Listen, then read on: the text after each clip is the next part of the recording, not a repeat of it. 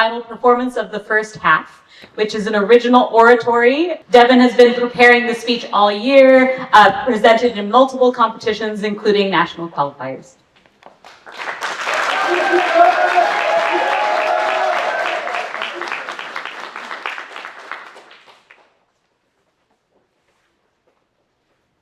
I love Bob Ross. His calming voice, amazing artistic talent, and down-to-earth personality have inspired millions of people to try art for themselves, myself included. I remember back in 6th grade when I was painting a landscape inspired by Bob Ross. When my teacher came over and asked me, "That's a tree, right?" "Yes, Miss Jackson, that is a tree." Bob Ross always assured me that my art was beautiful, even if my trees looked like my cat had drawn them.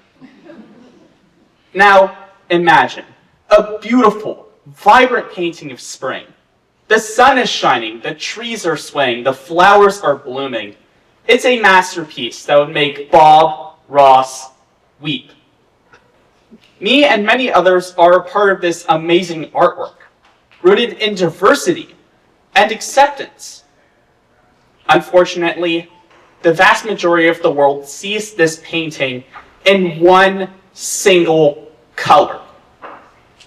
This statement perfectly encompasses the autism spectrum, a giant, exciting collage of difference, summated to a bigoted view stuck in the past.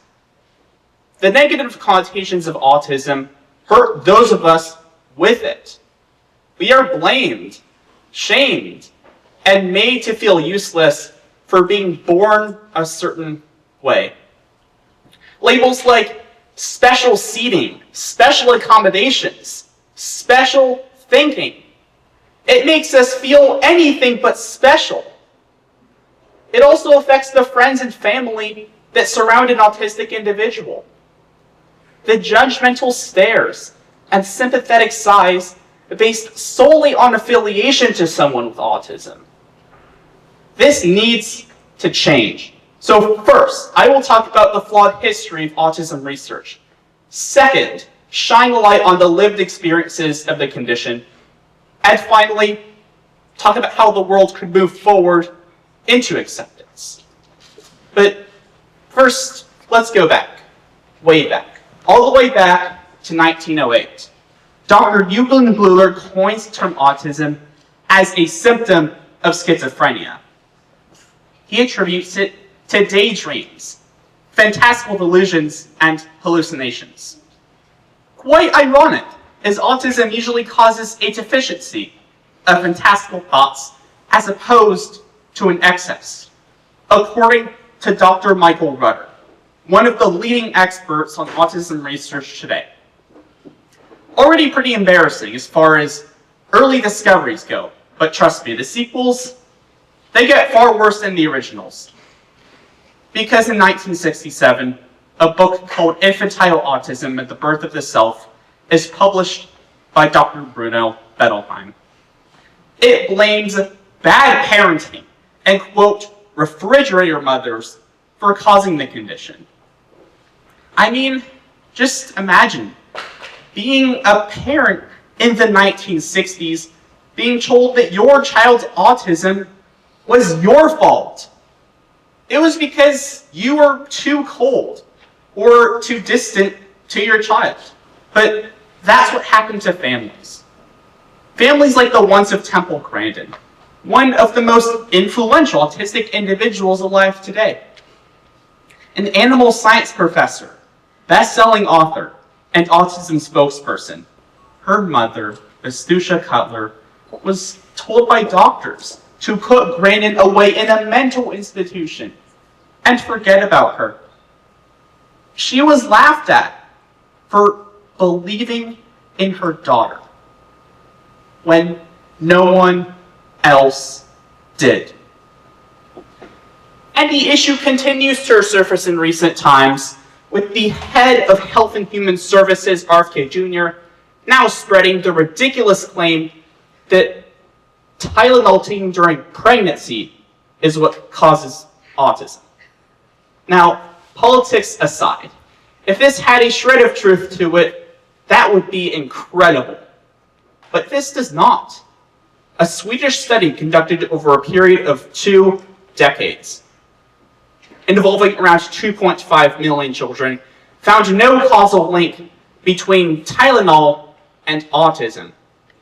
These fallacies once again place the blame squarely on parents for causing their child's autism. And we as people are so much more than just a political scapegoat.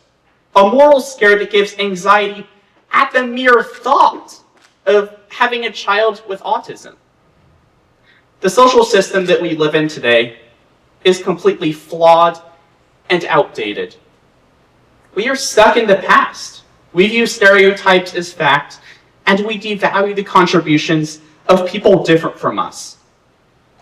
The overemphasis on normalcy has completely alienated people who think and who process the world around them differently.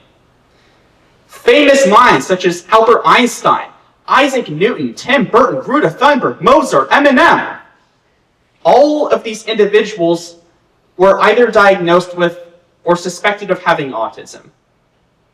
And while not everyone on the spectrum is an artistic or a scientific genius, it's important to remember that everyone, not just those with autism, has unique talents and abilities that benefit the world.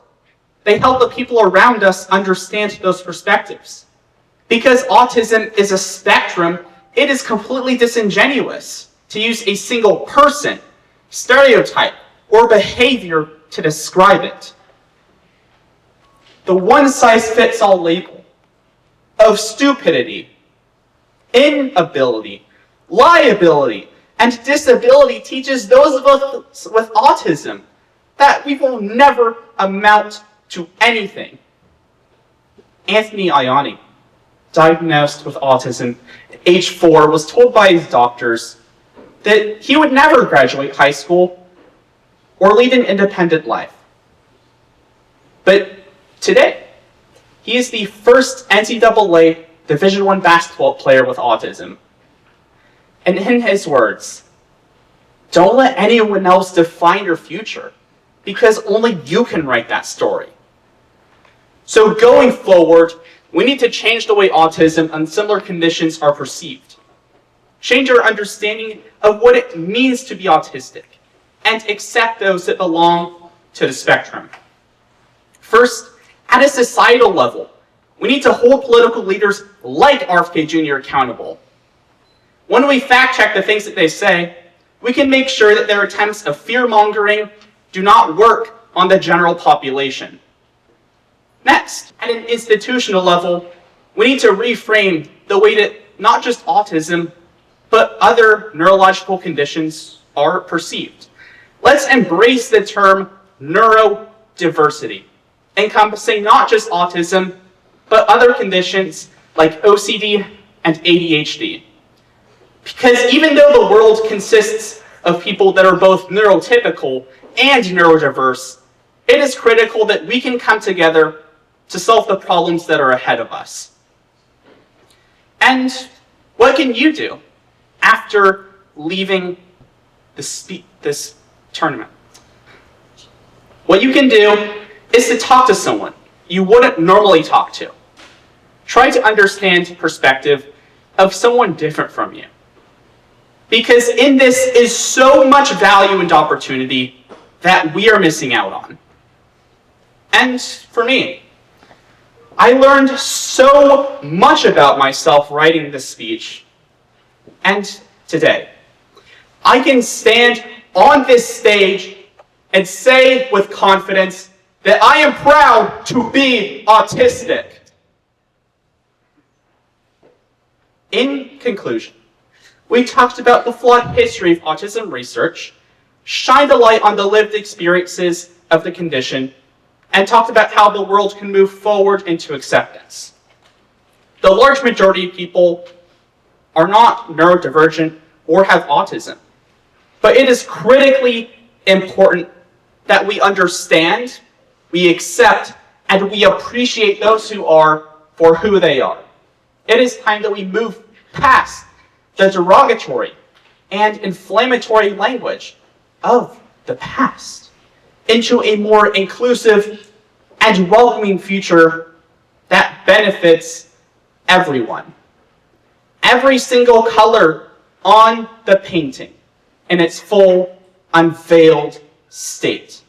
Thank you for listening.